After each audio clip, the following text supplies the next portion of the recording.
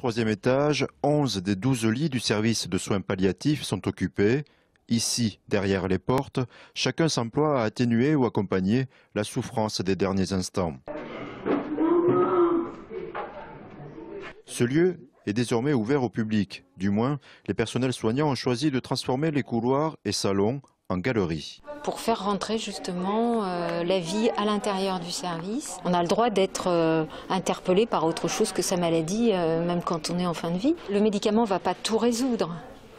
La peur, l'angoisse, les questions qu'on peut se poser à ce moment-là ne vont pas être prises en compte par la prescription d'un médicament. C'est une façon aussi de parler peut-être de ce moment difficile ou d'évoquer un souvenir agréable qu'il a connu. On ne parle pas que de choses difficiles.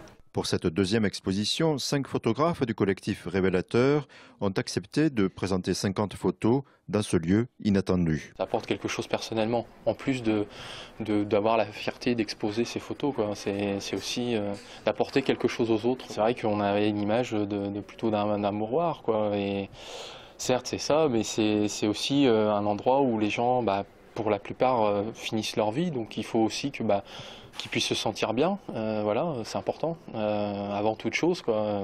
C'est pas parce qu'on est sur ces 5 derniers jours ou une semaine, 2 semaines, il faut qu'on puisse prendre peut-être un peu de plaisir, voilà, et les photos, j'espère qu'apporteront peut-être un petit peu de tout ça, quoi, un petit peu. Pour ces photographes, il s'agit de leur première exposition collective.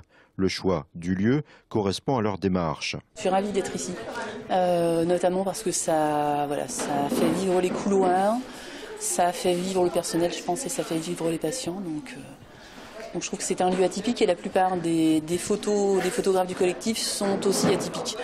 Donc ça fait un bel écho. Cette exposition est ouverte au public 7 jours sur 7, de 15h30 à 19h. À noter, l'association Développons les soins palliatifs dans l'Aube recherche des idées pour collecter des dons et entretenir la vie jusqu'au bout dans ses services.